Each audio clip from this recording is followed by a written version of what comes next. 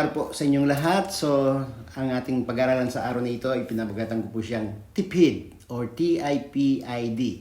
Alam niyo po, nasa crisis po tayo ngayon. Ang mahal ng gasolina, ang mahal ng mga bilhin sa palengke o sa supermarket. So, kailangan nating ng magtipid. So, paano po natin itong mapapagtagumpayan? Sa 1 John 5:4, ang sabi ng salita po ng Diyos, sapagkat ang bawat ipinanganak ng Diyos ay nagtatagumpay laban sa sanlibutan. So God, ay binigyan po tayo ng kakayanan, even anointing, paano natin mapapagtagumpayan ang mga difficulties po natin sa mga buhay. Sa mga pamamagitan ng 5 points na ituturo ko po sa inyo, which is tipid, TIPID, ay matutunan po natin kung paano tayo makagtatagumpay sa circumstances natin, sitwasyon natin, o anumang kalalagayan ng buhay po natin habang nabubuhay tayo sa mundong ito. Letter T is take your test seriously. Narinig niyo po yung salitang life is a test. I do believe in that. Sa lahat ng mga circumstances, challenges, difficulties na meron po tayo or command or instruction, they are all a test sa atin ng Diyos upang tumibay po tayo, makapasa po tayo sa mga iba't ibang uri ng pagsubok. Isa sa mga test na ibinibigay ng Diyos sa atin upang ma-check lagi yung buhay natin, yung puso po natin, ay yung pagkakaloob natin sa Panginoon o pagiging generous po natin. This is a heart check sa harapan ng Diyos. Bakit? Ang tanong dito, sino yung amo mo? Alam niyo po, alam nating lahat, hindi masama ang pera, ngunit ang pag-ibig sa pera, ang sabi nga ng salita ng Diyos sa 1 Timothy 16, ang siyang masama. Hindi po yung pera, ngunit the love of money is the root of all evil. Kaya ang magandang tanong dito, ikaw ba ang may control sa pera o pera ang may control sa'yo? It's also a trust test din po ang pagkakalooban po or pagiging generous in general. Kanino ka nagtitiwala pag ikaw ay nagre-release ng blessing?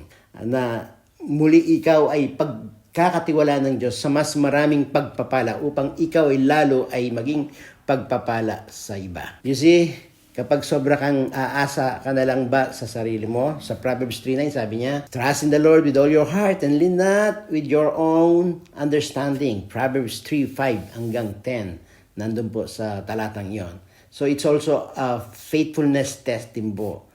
Kahit malit pa lamang, So really, life is a test, hindi lang sa monetary po natin. Sa pagsunod natin sa Diyos, sa paglilingkod natin sa Kanya, pagsunod natin sa mga magulang, sa pastor po natin, it's all a test of God sa ating mga buhay upang matutunan po natin yung salitang obedient sa Panginoon at nang ganon, yung pagpapala ng Diyos ay dumaloy sa ating mga buhay, hindi lang sa pamagitan ng mga personal na financial matter, kundi sa lahat ng aspeto, mga anak po natin, relationship po natin, nandyan po yung balik na pagpapala ng Panginoon.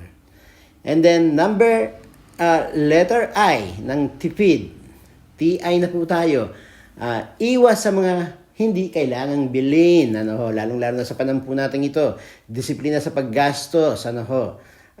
Iwas sa hindi kailangan. Iwas sa hindi practical na gastusin. Kung gagastos ka ngayon, pagkatapos magkakaproblema ka ng mga 5 buwan, 6 na buwan dahil sa laki ng ginastos mo sa araw na yon, huwag na lang gumastos. Sabi nga ng Proverbs 21:20, ang marunong ay nag-iimpok, ngunit ang mangmang ay waldas. Hindi ba't inuuna niyang bilangin ang gastos? Sabi po sa Luke 14:28, bago ka daw gumawa ng isang decision, you count the cost.